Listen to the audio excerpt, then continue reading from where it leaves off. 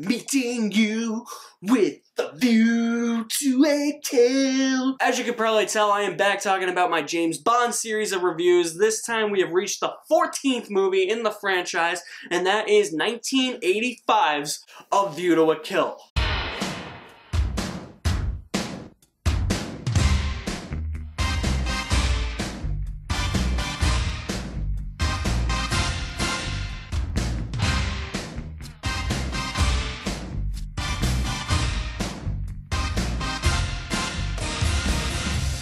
Meeting you with a view to a kill. A View to a Kill is the 7th and final Bond movie to star Roger Moore as James Bond. The villain in this movie, Max Zorin, is played by Christopher Walken, and Bond must investigate Zorin, as Zorin is trying to start a microchip monopoly and destroy California's Silicon Valley. Now, I want to make something clear from my past Bond reviews. I have mentioned that A View to a Kill was in my top 10 for Bond films. That is actually not true. It is actually at number 12, so it is just outside of the top 10 for Bond films. But at the same time, I feel as if people are going to be like, well, that's a little too high. Hey, look, okay?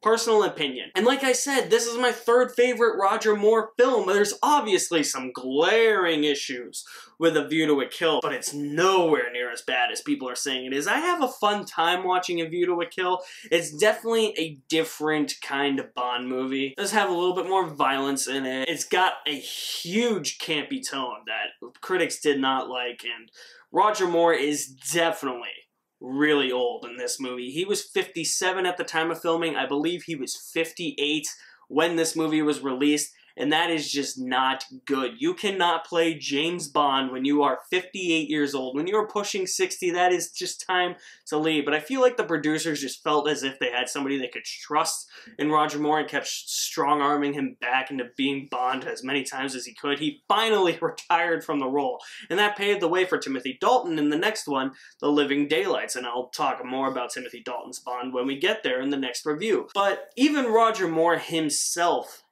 hates A View to a Kill. I have some quotes here from a couple of Bond actors. One of them is Roger Moore. And I will say Roger Moore remarked, "I was about only 400 years too old for the part." And one of the most common criticisms was that Roger Moore was 57 at the time of filming, and he also stated that at the time, A View to a Kill was his least favorite Bond film, and mentioned that he was mortified to find out that he was older than his female co-star's mother. He was quoted as saying, "I was horrified on the last Bond I did. Whole slews of sequences where Christopher Walken was machine gunning hundreds of people. I said, that wasn't Bond, those weren't Bond films. It stopped being what they were all about. You didn't dwell on the blood and the brains spewing all over the place." Sean Connery himself even said, "Bond should be played by an actor 35, 33 years old. I'm too old, Roger's too old too." So that just about sums up how the actors feel about this movie, and critics really just did not like that approach, that Roger Moore was too old. They thought he shouldn't have even been in this movie. They also just didn't like the more campy tone. There's some campiness in here that I think goes a bit too far, and that's within the middle of the movie. The rest of the movie, I think, is actually fine. I don't think it's great. This story isn't that great, honestly. It just feels like a story that doesn't have that many consequences, you know? I love that Bond has to investigate Zorin, because Zorin's pumping these steroids into horse races through, like, microchips and all that. So it's interesting to see, like, somebody who is trying to use technology, like a microchip, to start a monopoly. That's an interesting idea for a Bond film. It's just, I feel as if this story just has no consequences within itself. It's like, oh, Silicon Valley's gonna get flooded. Great. Big deal. Big whoopity-doo. One aspect that I love about Zorin's character, though, look, I love Christopher Walken's performance. I'm more mixed on Zorin himself, but that aspect that I did say that I loved, I'm going to talk about now, in that and that is that he has ties to the KGB. General Gogol, who was in the previous few Bond films, I didn't really talk about him all that much. He's been in them since The Spy Who Loved Me. He's in here and he's a little bit concerned with Zorin because Zorin was trained by the KGB and Zorin is trying to kill Bond and he's a little worried that that's a little too excessive. He thinks it'll be bad. He thinks it'll be bad if an ex-KGB agent who has gone rogue kills a British secret spy. And I think that's a really nice aspect to take with the story and the character of Zorin, but I feel like that's all we really get with Zorin. And then we have his henchwoman, Mayday, who I don't really like. Grace Jones is great, she's got the physicality, but I just find Mayday a little annoying. And her turn to becoming a good person is very abrupt at the end, where Zorin's just machine gunning all these people. I use Mayday to die, and she's like, I thought that creep loved me! And she just ends up helping Bond, and ultimately she makes the ultimate sacrifice. The bomb blows up while she's on the push cart, and it's actually a really good scene, but before that, I'm not a huge fan of Mayday, honestly. There are some good chase sequences in this movie. I've always been fond of the chase sequence in Paris. It is a bit campy and a bit stupid, but I think the movie owns that in some of its sequences. Like, when Bond's giving chase to Mayday through Paris and he has to commandeer somebody's car, and then that car just gets hit a bunch of times and it keeps, like, it gets cut in half, and then it gets cut in half again, so Bond's only driving the engine part. I think that's the type of campiness that critics didn't like with this movie. I like it. I don't mind it. I mean, it's stupid and dumb and absurd, but I mean, like, are we really going to complain about a Roger Moore movie that is the 14th movie in a franchise being too absurd and over the top? I mean, we've already had stuff like this in this franchise. Like, why is this such a big deal now? We had that whole karate school thing in The Man with the Golden Gun. We had Bond jumping on alligators' backs in Live and Let Die. We had Bond going to space, for Christ's sake. Like, how is this such a big deal? I don't really get that with this. Bond's investigation into Zorin is interesting. I've always loved that scene too, where Bond is actually on the horse and he's partaking in the horse race, and Zorin has just found out who Bond actually is, and he's trying to kill Bond with the steroid-induced horses, and he's manipulating the racetrack and all that.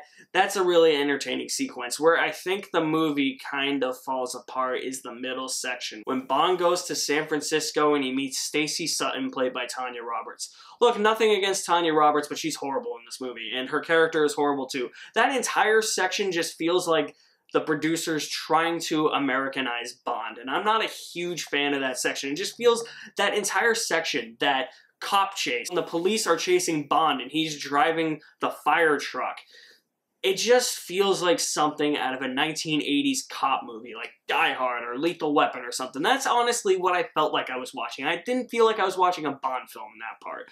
That's a huge issue I have. When they're trying to Americanize Bond and it feels so much like procedural cop movies from the time, that's a huge issue. In terms of other positives, though, this has one of my favorite pre-title sequences that I always get mixed up with The Spy Who Loved Me's pre-titled sequence, because both of them are Bond skiing.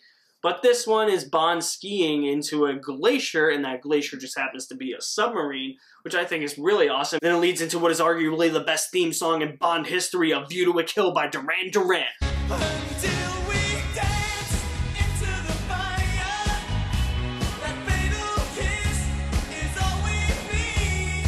Dance into the fire, to fatal sounds of broken dreams. Dance into the fire, that fatal kiss is all we need. Dance into the fire.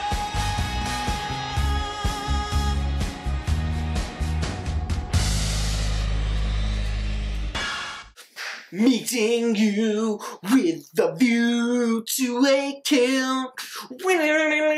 Total 80s right there. I love all of these theme songs in the 80s era of Bond. All of these theme songs in the 1980s just scream 1980s. Duran Duran's A View to a Kill is no different, but it is one of the most catchy Bond songs. Top 3 Bond songs for sure. If this is not my favorite one, it's my second favorite one.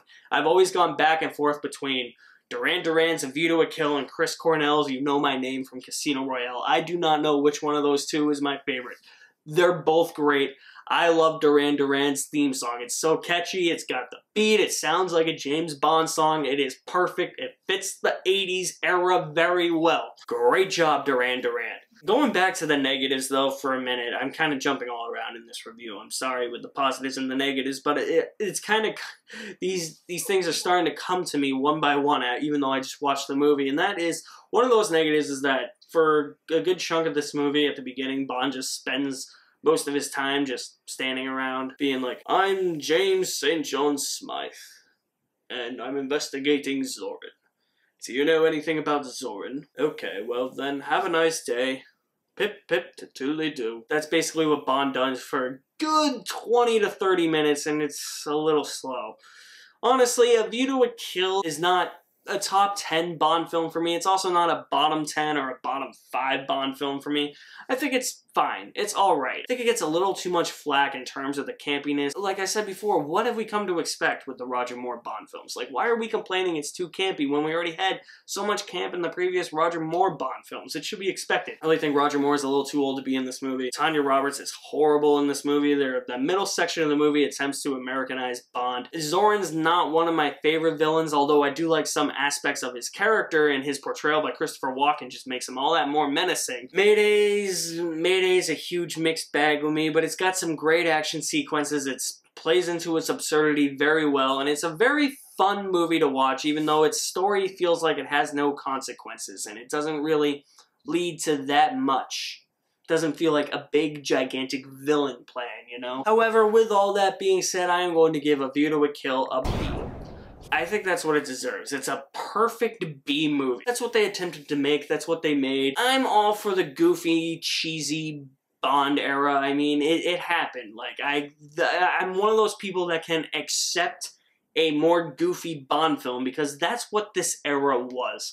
So I really don't see what the big deal was with the cheesiness. The Roger Moore age thing, yeah, that was a big deal. He shouldn't have been close to 60. That's a whole nother story for another time. Stay tuned for more reviews coming very soon in this review series leading up to No Time to Die. In April, that is Bond 25. My next one is going to be the 15th Bond film and the first one to star Timothy Dalton. That is 1987's The Living Daylights. Stay tuned for that very soon. You guys are the best. Thank you for watching. I will leave my link to my website in the description below. All my social media links are there. My name is Alex Madden, and I'll see you at the movies somewhere.